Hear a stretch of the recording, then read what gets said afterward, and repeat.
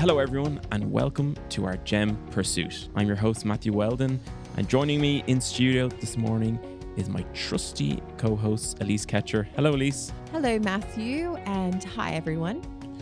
Today we are starting a new series about some of the most important Cartier pieces of the 20th century. The first one we are going to talk about is one piece that has influenced jewellery design since the moment that it was created. They are Cartier pieces called tutti, frutti, and they have a collection of different gemstones and diamonds, typically set in platinum, which are inspired by ancient Indian design. First episode in this series. I hope you enjoy it. Welcome to the audio guide for the Cartier exhibit located in London at the V&A Museum. If you're following along live in the exhibit, we'll give you the location of today's amazing item. However, should you be afar, don't fret. Our show notes have pictures and links so you can follow along just as well. For those following in our footsteps, make your way to the Gemstone Room in the 6th room in sequence from the beginning of the exhibit. On the left-hand side of this room, along the wall, is a bandeau. Let's get started. The Mountbatten tiara was created in 1928 by the London department of House Cartier. So remember again that there's 3 Cartier stores at this time. Yes. London, Paris, and the relatively recently opened New York store. This particular piece, the Mountbatten Bandeau, was created by the London department, which was headed up by Jacques Cartier, one of the 3 brothers who really brought Cartier to the world. Yeah, the way that I kind of look at the 3 brothers is we have Louis, the creative, in charge of design and the design flair of Cartier. Then you have Pierre, who is the entrepreneur of the 3 brothers, really business-minded, made some of the biggest deals Cartier had ever been involved in. And then the last brother, Jacques, is the gemstone dealer. And this is why it's really important when we look at this piece that we understand that this bandeau is, in fact, a Cartier London piece. Wonderfully, it's made in the kind of design that would have been inspired very much by Jacques' travels throughout the Indian Empire. When you look at this piece, it's actually created using a really colorful combination of sapphires, rubies, emeralds, alongside diamonds, and very beautifully white platinum. But there is a huge difference with the gemstones here than with other pieces that you would have seen created by Cartier. I'm struggling to think of any other types of jewellery that actually combine all of these stones. Obviously the old Indian inspiration, Indian pieces where they originate from in terms of the idea. But it's, as you said, it's not just the colour combination, which some people think would clash, but actually in these pieces work really well. They're actually carved gemstones. So most people listening, when you think of a gemstone, you're going to think of this faceted, typically an oval or a round or a square-shaped stone that's got these really crisp, kite-shaped facets that make up a gemstone. But these are emeralds, sapphires, and rubies. But what they're actually doing is carved into different shapes, typically flowers, animals, different motifs.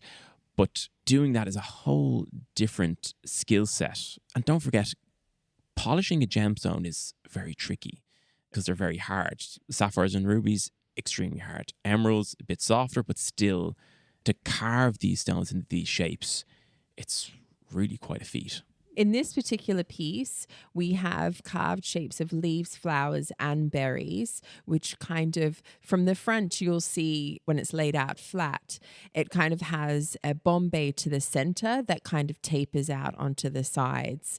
And this particular piece was created in 1928, and it was created for Edwina Mountbatten, the last viceroy of India, and it was created in particular to commemorate the birth of her daughter Pamela. But this particular bandeau also has a little bit of a surprise, which a lot of Cartier pieces do. as you look at this, there's the central plaque, a central piece, which when it's worn as a bandeau is what goes across the front of the head. But then on the sides, the part that would go from kind of your temple back to your ear, they actually are detachable. And now when you detach these pieces, you can actually wear them as bracelets. They're narrower than the central piece, which kind of graduates out and has some larger central stones in it. But that central piece is also worn as a bracelet. Large emerald in the center, and then obviously tapers down to the side piece. So, it's a fusion of really good gemstone polishing, amazing Indian inspired design. I mean, don't let the name fool you. Tutti frutti sounds Italian, but it most certainly is not Italian. And then also the goldsmithing. It's a fusion of all of these elements, which I think really makes it stand out. Before we even get to the history and the very interesting love story behind it, I suppose. To me, when I look at this piece and I think of the mechanisms and the craftsmanship, it actually reflects very much the time in the 1920s. So the bandeau tiara, number one, was a kind of modern tiara at the time. So at a time where women were kind of like casting off all of their very constrictive clothing, corsets were gone, and very large gowns were gone, and more sleek, wearable fashions were favored by women. The tiara was kind of fell out of fashion and the bandeau came in. And when we look at Edwina Mountbatten in particular, this suits her aesthetic to a T.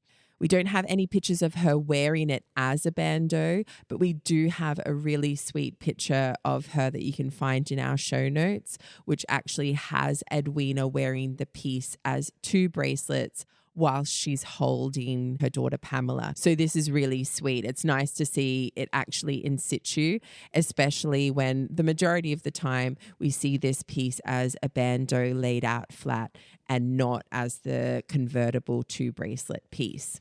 But isn't that we have quite a few convertible pieces. Our tiaras are usually convertible to necklaces. And I think it's interesting that the only photo of it being worn is as the bracelets. Of course, on rare occasions, it can be worn as the bandeau. Anyone who studies Cartier will know that one of the best texts to refer to, and there's quite a few. Francesca Brickwell Cartier's latest book is a really good one. Olivier Bachet has brilliant publications on it. But the Hans Nadelhofer one stood alone for quite some time as the go-to one for Cartier.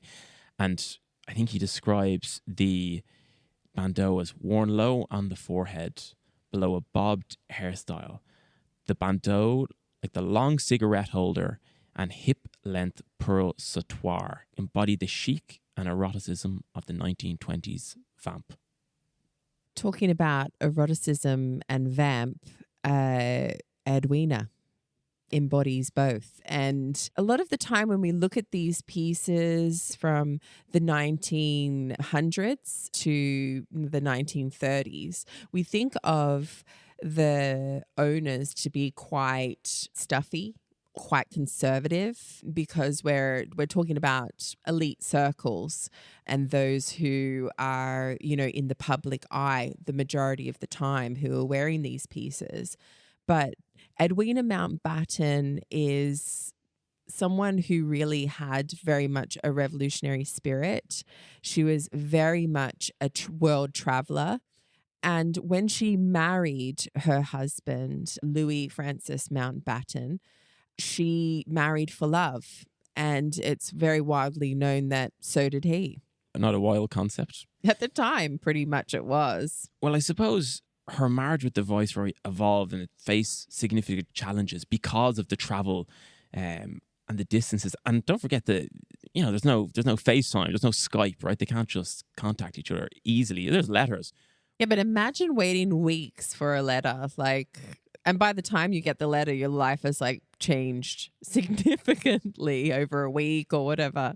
It got to a point where the two of them were facing significant challenges within the marriage. But they didn't want to split up. They wanted to stay together, but they wanted to explore a little. And so the two of them were very well known as having an open marriage, an open relationship, which allowed them both to engage in numerous romantic affairs. And both of them took that, I think, to the extreme. Well, I mean, one of Edwina's most scandalous relationships is rumored to have been with a close associate of Mahatma Gandhi, a leading figure in India's struggle for independence, as of course, many of us will know, and also the first Prime Minister of India. Particularly provocative, given that her husband was the highest official representing the British colonial rule in the subcontinent. So, I mean, you put that into context, that would be like one of the prime ministers or presidents of, a major nation today having an open marriage or relationship. Like, it would be, like, that doesn't happen today. Yeah, like, it's not only that, but it's the fact that who his wife was having the affair with was of the opposition party. So she was basically on both sides. Now, in this particular case, could have been strategic. Yeah, they call it romantic diplomacy, where they use affectionate liaisons to sway the odds into their favor. So we don't know for sure because we don't have any particular documentation that states. We just know that there was a romantic involvement there. I find this really cool. I find her really cool. I look at, now we're only touching the surface really with Edwina, because she traveled extensively with her lovers, both men and women, across the globe. So she'd been to China, she had been to India, she had been to France and Europe, and she had traveled extensively without her husband and with other lovers. So her free-spiritedness and her style is very forward-thinking. And that's why the Mountbatten Bandeau, it's not just a combination of the gemstones, the amazing craftsmanship, the design, the convertibility, personal history of this couple and the style of this woman, but also it's quite symbolic for like colonial politics in the 20th century. It's a moment in time, especially if we look at all of those things which you have just stated embodied in this piece of jewellery. So tutti frutti, an item or a term that was coined in the 1970s for this style, is created off of the back of Indian inspiration and Orientalism, which of course this particular couple was exposed to. It was a convertible piece, which the couple in particular and Edwina were very much changeable. It was a brand new concept, especially with sapphires attached to it, because sapphires would never have been used in any of the Indian jewelry as they were considered bad luck. So very much made for Western tastes, and just an amazing piece of history that encapsulates it all, and something that we really hope you get to see in person. Thank you very much, Elise. Thank you, Matthew, and I hope you enjoyed, everyone. Join us next episode as we talk about another stunning Cartier piece. Don't forget, you can get in touch with us at experts@courtville.ie, and we're always thrilled to hear from you. So even if you have a little nagging voice in the back of your head saying you should get in contact, follow that voice. This episode was produced by Ross Hannon of Tape Deck, with project management research by Veronique Gauguin and Fenia Sugudi. And from myself, Matthew Weldon, it's goodbye and see you next time.